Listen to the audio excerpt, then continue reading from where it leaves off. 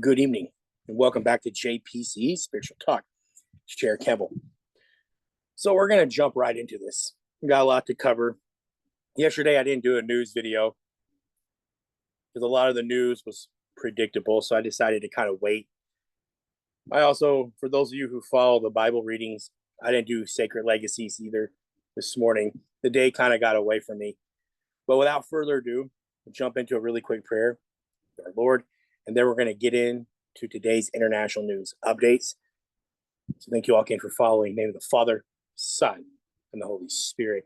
Oh, Christ, my God, without you, I can do nothing.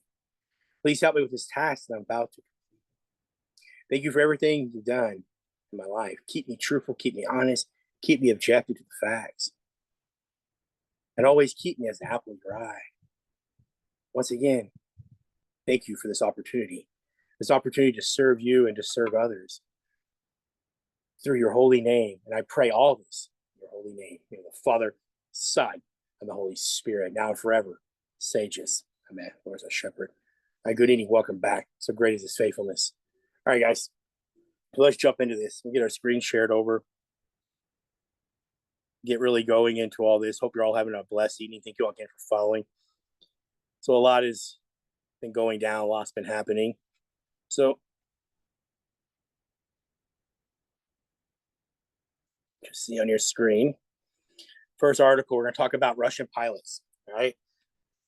An interesting article, also an interesting research as well. So Russian pilots. So the West will be shocked by the downing of F-16s. Our fighters are superior and we are ready, right? We know the strengths and weaknesses of the F-16. So Russian pilots have expressed confidence in their superiority over Western F-16 fighters, expected to be supplied to Ukraine by countries like the Netherlands and Denmark. In an interview on Russian television, they detailed the preparations and asserted that Russian aircrafts outperform F-16s in maneuverability and armament. The Russian Air Force is equipped with advanced fighters and missiles such as the Su-30SM and R-37M, which they claim can effectively counter F-16 threat. Some of my key points and takeaway: the confidence that the Russian military has. The Russian pilots, their confidence, believe their fighters are more superior to Western F-16s and maneuverability and also armament. Preparedness for engagement. The Russian forces have been preparing for potential encounters with F-16s, expecting to leverage their aircraft's advantages. Number 3, upcoming F-16 deliveries, right?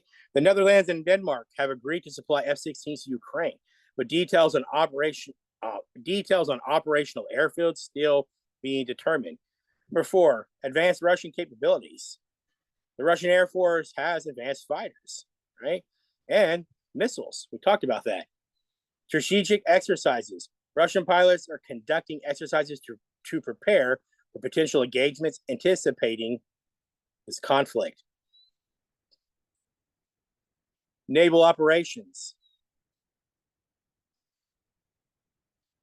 The naval operations.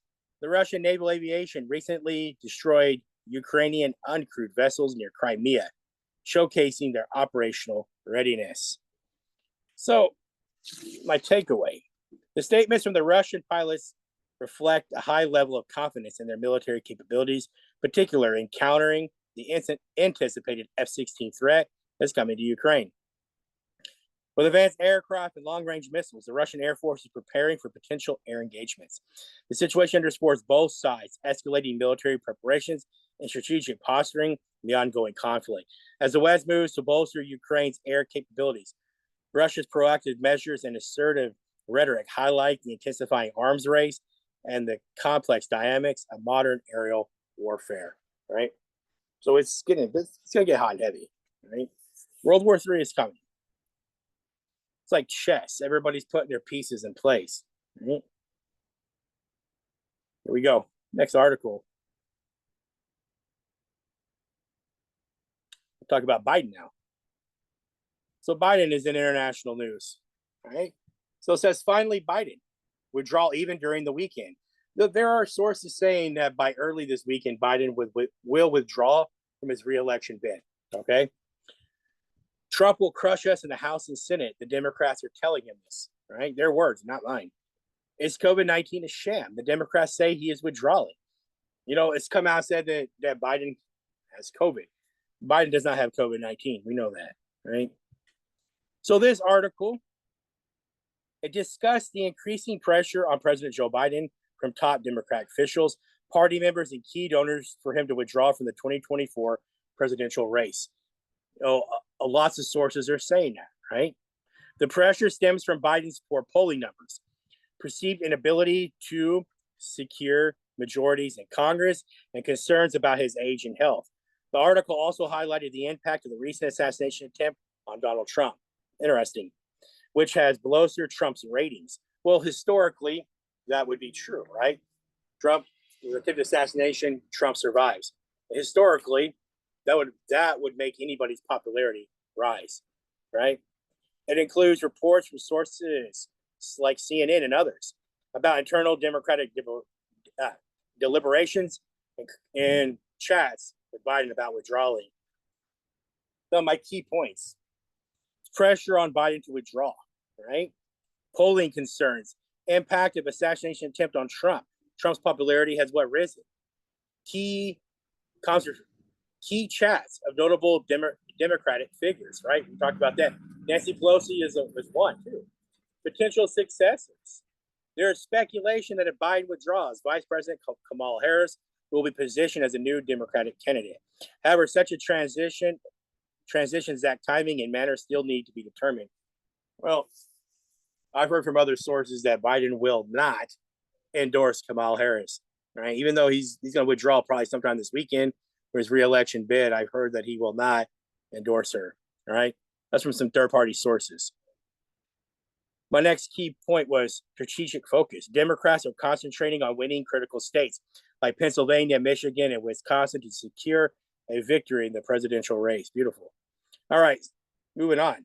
I concluded that the growing pressure on President Biden to withdraw the 2024 presidential race underscores significant concerns within the Democratic Party about his electability and the overall impact on the party's success in upcoming elections. Polls reflecting low support, combined with the recent surge in Trump's popularity following the assassination attempt, has intensified calls for Biden to step down as Democrat leaders strategize on potential successors and focus on crucial swing states. The party faces a critical juncture in its efforts to maintain political power and counter the Republican challenger. The situation remains dynamic, with critical decisions expected shortly. I bet there is. Right? So, Biden looks a little fragile.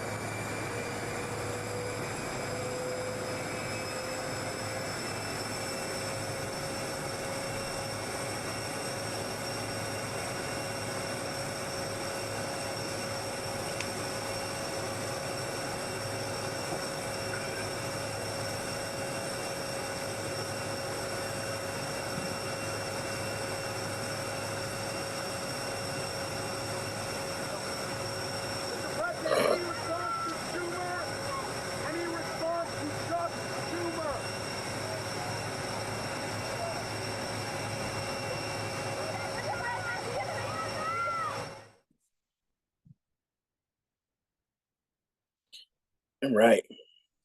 Here we go. Next on our list here, Russia, development of nuclear missiles in Kaliningrad. Response to the installation of U.S. weapons in Germany. We'll do whatever is necessary for our safety. Some of Russia's comments. So let's get into this. So Russia is considering developing new nuclear missiles in response to the U.S. plans to deploy long-range conventional weapons in Germany by the year 2026. The deputy foreign minister of Russia emphasized the importance of protecting Kaliningrad, a Russian enclave between NATO members and Poland and Lithuania. The U.S. plans to deploy weapons like the SM-6 Tomahawk and new hypersonic missiles to demonstrate its commitment to NATO's defense. This development is seen as part of an arms race, exacerbated by tensions over the war in Ukraine. Some of my key points. Russian response to U.S. plans. Russia is contemplating new nuclear missiles development in response to the U.S. planned deployment of long-range conventional weapons in Germany by the year 2026. Focus on Kaliningrad. Russia's defense measures are particular focus on Kaliningrad, a strategically significant Russian region. U.S. weapons deployment. The U.S. plans to deploy F-16 Tomahawks and hypersonic missiles to Germany by the year 2026 to strengthen NATO's defenses. Getting ready. Potential missile deployment by Russia. President Putin mentioned resuming production of short and medium range ground launch missiles and deciding on deployment if necessary. Defensive measures. Russia stated that it will take all necessary measures to ensure safety and counter perceived aggressive plans. Number 6, arms race dynamics. Both sides' planned weapon deployments are viewed as part of an escalating arms race. True. Contributing to complex security threats amid high tensions over the conflict in Ukraine. Number 7, visibility of missile deployments. Experts suggest that Russian missile deployments in Kaliningrad would be easily visible to NATO intelligence, potentially reducing their strategic impact. I conclude that Russia's consideration of new nuclear missile development in response to the U.S. weapon deployments in Germany underscores the intensifying arms race and the strategic importance of regions like Kaliningrad. Both nations are engaging in measures that reflect deepening security concerns and escalating military posturing, further complicated by the ongoing conflict in Ukraine. As tension rises, weapons deployment and potential visibility will play a significant role in the geopolitical landscape. Beautiful. Beautiful. All right, let's move on. So war life, right? So war life. Anti-NAVTEX from Turkey. Label area south of Carpathos as Turkish continental shelf. It is an area of Turkish maritime jurisdiction. So Turkey has issued an anti-NAVTEX asserting that the area south of Carpathos falls within its continental shelf and maritime jurisdictions.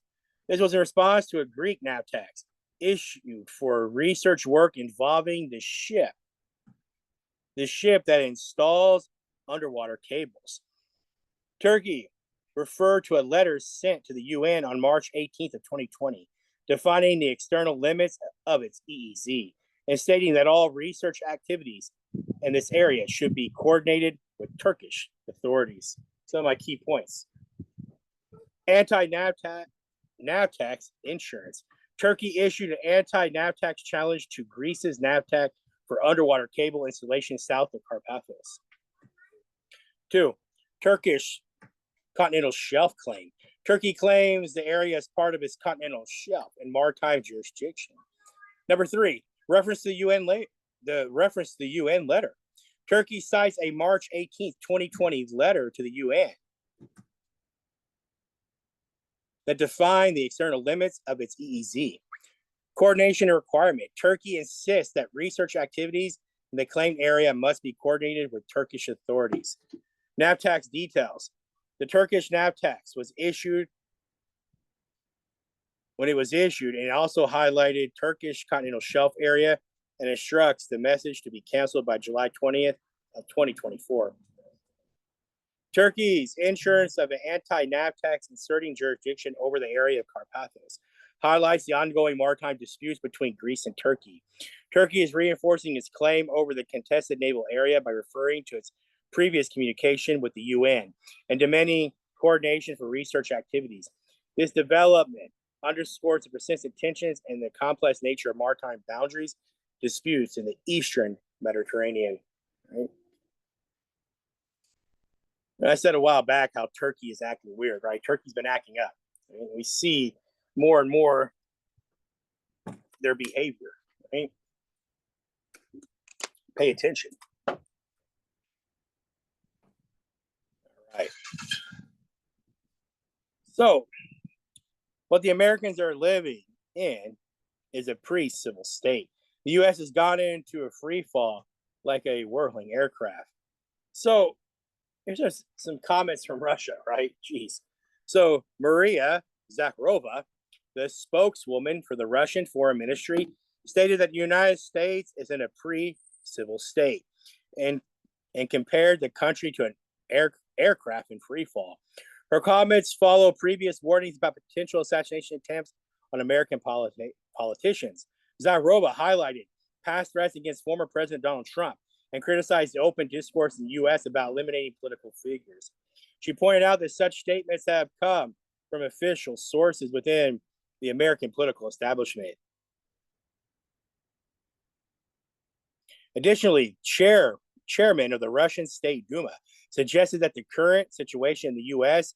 could lead to a civil war. Interesting. I mentioned that before, haven't I? So key points. Zarova's warning. Her previous warning about potential assassination attempts on American politicians. Threats against Trump.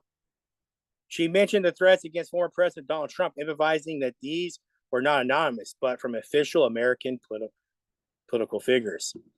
Comparison to free fall. She compared the current state of the U.S. to the aircraft in free fall, indicating severe instability. So that's, take your little metaphor, right?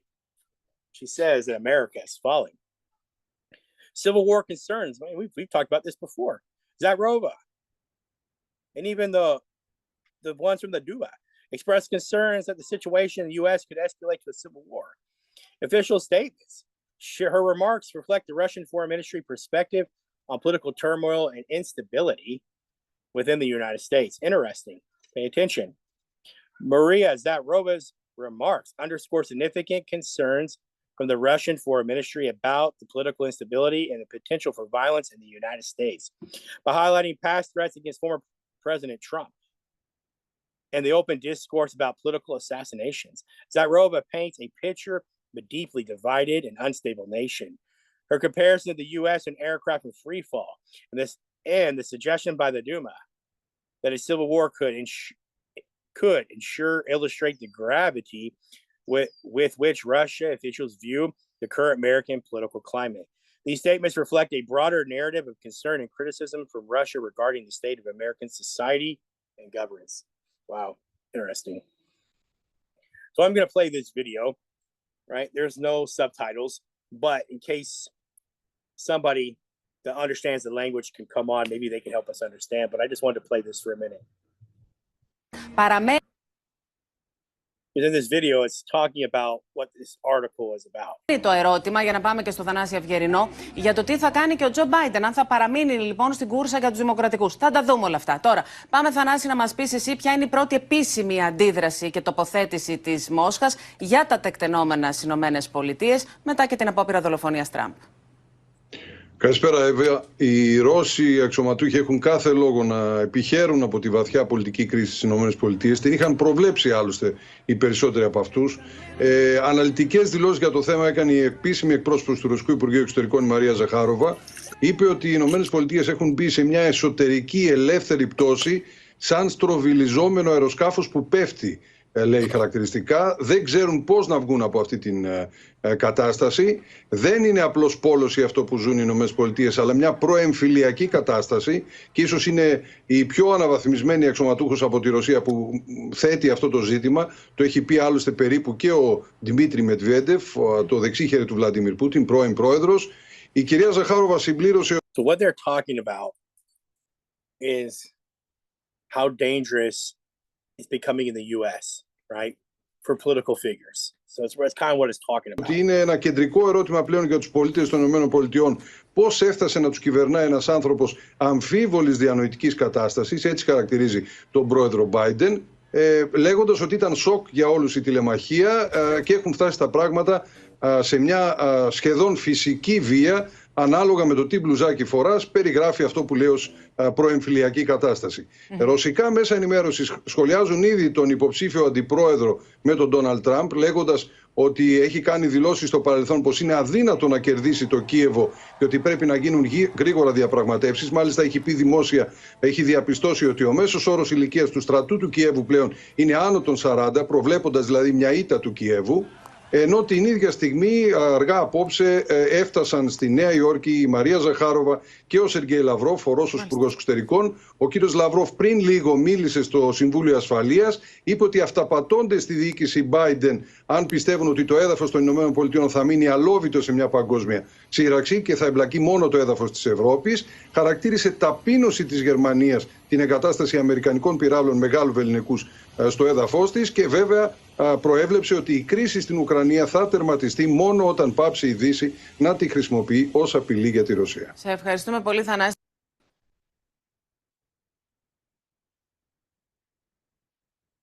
All right. Now we're going to be talking about Tucker Carlson for a minute. So Tucker sees an orchestrated plan to kill Trump. They will try again. At some point, we might find out what happened on Saturday. So Tucker Carlson suggested that the recent assassination attempt on former President Donald Trump was part of a coordinated plan rather than the act of a single individual. At the Republican convention, Carlson dismissed the lone wolf theory and asserted that Trump's victory in the upcoming November election is almost inevitable. He also voiced concerns that similar attempts might occur in the future. Coordinated plan theory. Tucker Carlson believes the attempt on Trump's life was orchestrated and not the work of a lone individual. Dismissal of lone wolf narrative. Carlson rejected the idea that the assassination attempt was carried out by a single person acting alone. I wanted to ask something though. Go back to one of my last video. You know, I've been kind of breaking down what happened. And so I understand where Tucker Carlson's coming from, because in one of my videos, there was multiple weapons used, right? So it's very interesting. So Trump's expected victory. Carlson took Trump's victory in November election for granted, indicating high confidence in Trump's electoral success. Future concerns. Tucker Carlson also expressed fears that similar assassination attempts could be repeated. I concluded, Tucker Carlson's remarks at the Republican convention reflect a widespread belief among some Americans that the recent assassination attempt on Donald Trump was not an isolated accident, but part of a more significant, coordinated effort. Carlson underscores the ongoing political tension, concerns about potential future threats by dismissing the lone wolf theory and suggesting that Trump's victory in November election is assured. His statement highlights the need for increased security and vigilance as the election approaches, illustrating the polarized and volatile nature of the current political landscape and the United States.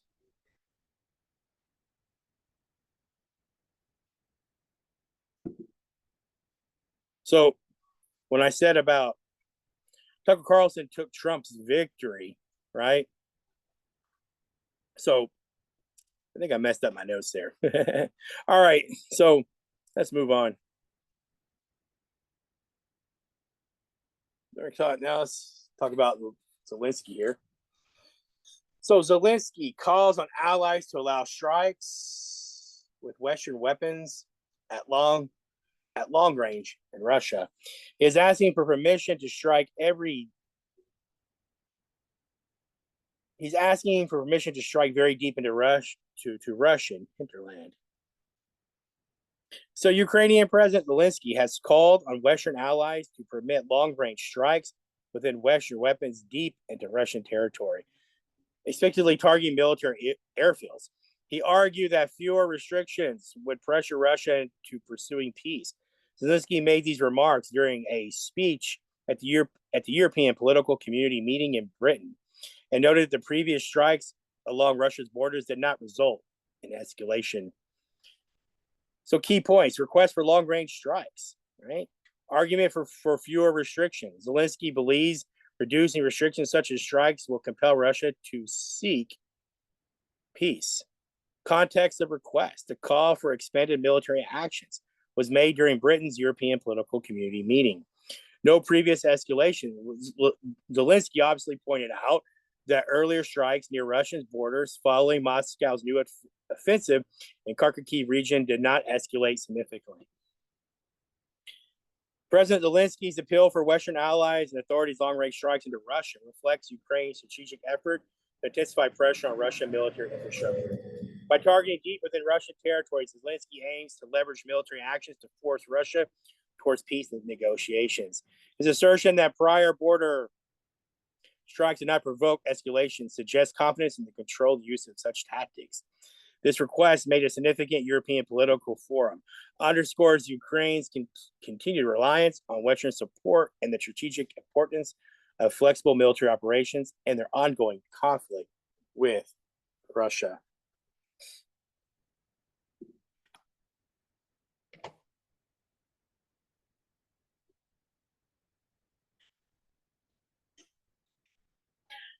All right. So Russian-Chinese naval exercises. Naval Cooperation 2024. Watch exclusive footage from the opening ceremony.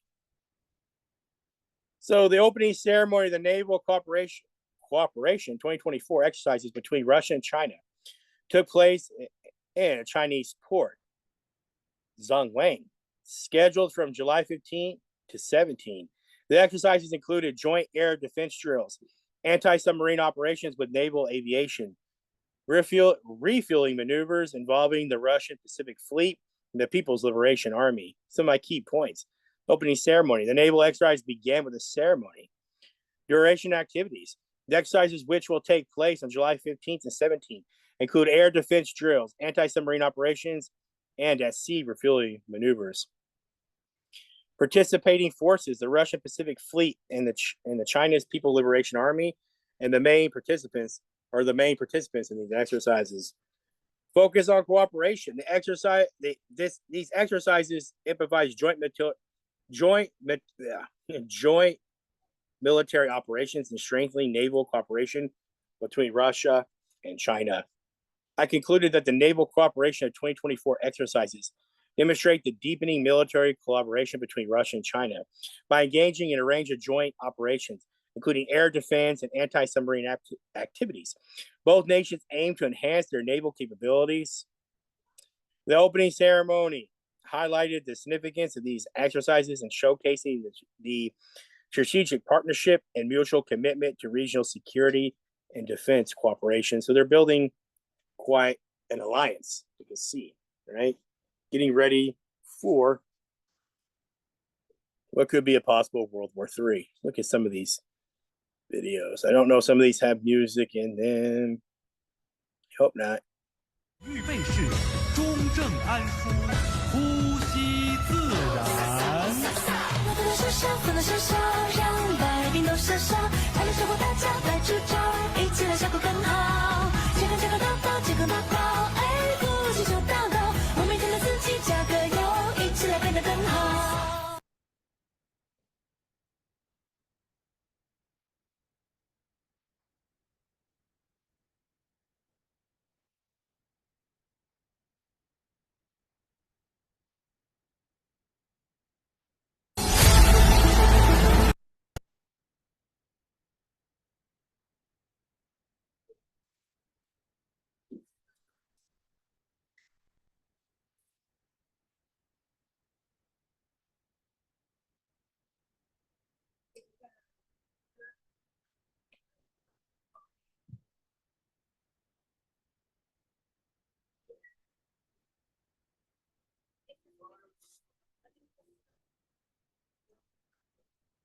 All right, so we're going to go back over to this one, and we're going to watch a video of Tucker Carlson before we head out. All right? So I find it thrilling. There you go. Tucker, the past 24 hours has been wild, the amount of news that has come out. How did the attempted assassination on former President Donald Trump change this election? Well, Trump won when that happened because he displayed physical courage. And, you know, if you live in a society where people are literally dating by remote, virtually, and working virtually, you can kind of lose touch with the physical reality of life. But the unchanging truth is that leadership requires courage, and not just abstract courage, moral courage, but physical courage. You know, someone starts shooting a rifle. Like, are you going to wet yourself and start crying and run away? Or are you going to stand up and look at your people and raise your fist and say fight? And very few people are capable of doing that, and he is, and therefore he wins, because that supersedes all this nonsense that we talk ourselves into believing is important. No, the guy got shot in the face, he stood up, with blood streaming down the side of his head, blood on his hands, and said, "Fight!" Totally defiant. That's an act of undeniable courage that was not staged. You couldn't stage that. And that man is the leader, and he wins. And by the way, notice what happens to everyone in the crowd. When a leader is strong, his people are calm. His courage gives them heart. That's true for a father, and it's true for a president. So yeah, he just won, and he deserves to win. Like that was the ultimate test. All right, so this is going to do it this evening. I hope you enjoyed these updates. I think I made a few mistakes. I'm tired. I had a headache most of the day. So this will cut us for the evening. All right, so thank you all again for following. If you enjoyed these updates, please just share out the video. All right, you don't have to like, you don't have to subscribe if you don't want to, but please share out the video. All right, thank you all again for following. All right, I'll keep everyone updated as time goes on. All right, we'll see what happens. All right, thank you all again for following. I love you all so much. Have a blessed evening. I'm out.